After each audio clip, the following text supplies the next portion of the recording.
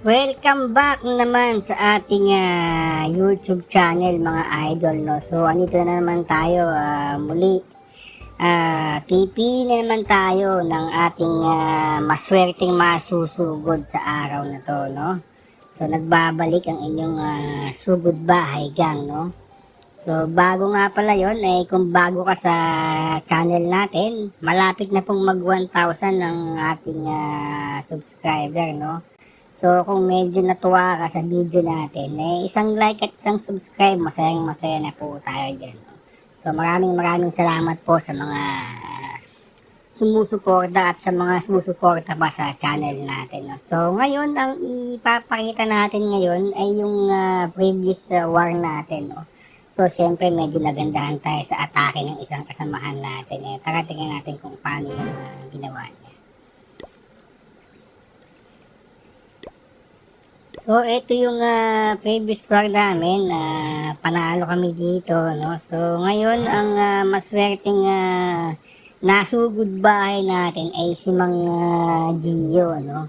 So, ang sumugod sa kanya, ang tropa natin na si Hinata.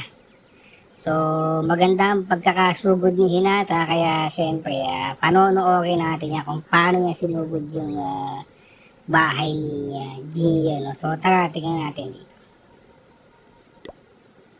So Town Hall 14, si Manong Gio. So as usual, ang ginawa niya Hinata, si Aiza agad ang pinatalon niya sa bahay, no? So alam niyo naman si Aiza na yung isamang tuta, masyadong matapang. Napakahaba po ng sibat ni Aiza. Ayan na po si Jose Manalo. Sinusuntok-suntok po yung aso ni Aiza. Yan. Mag-ingat lang po si Aiza dahil boksingero po ngayon si Jose Manalo natin. Ayan po. Yan. Nakaporma na. Sumasyado boxing pa. Si Jose Manalo. Si Ryan na nagtataka sa niya. Gilid lang yan. Kung anong nangyayari. Siyempre bago lang si Ryan yan. Kaya medyo hindi pa siya ganong pamilyar sa mga nangyayari. So, dire-diretso lang si Aiza natin, no?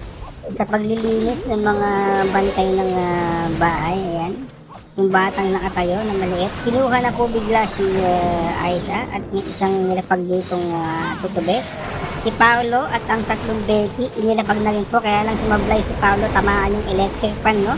Ito po yung electric fan, so tinatarget po talaga yung electric fan na yan, lalo pag tutubi ang gagamitin mo dahil medyo mahirap pong kalaban yan, no? Si Wally na may kasamang Kuwago, kasama na rin, biglang nilapagpuli si Aiza, tumatalon-talon po yung bigla.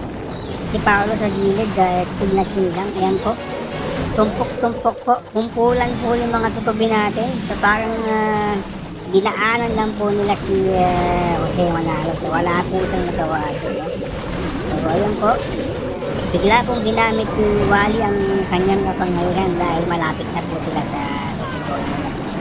So ayan po, naglaro pa sila ng ikot-ikot, kaya lang medyo nalalason sila.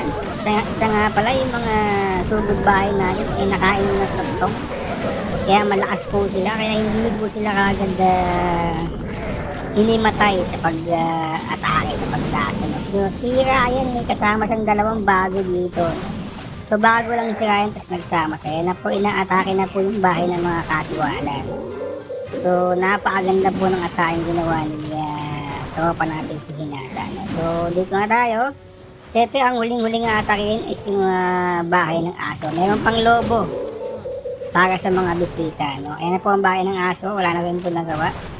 So, ayun po, no? Napakaganda po ng pinakitang atake ni tropa nating Hinata. No? Shoutout sir Hinata. Napakagaling ng ginawa mo. Okay mga boss?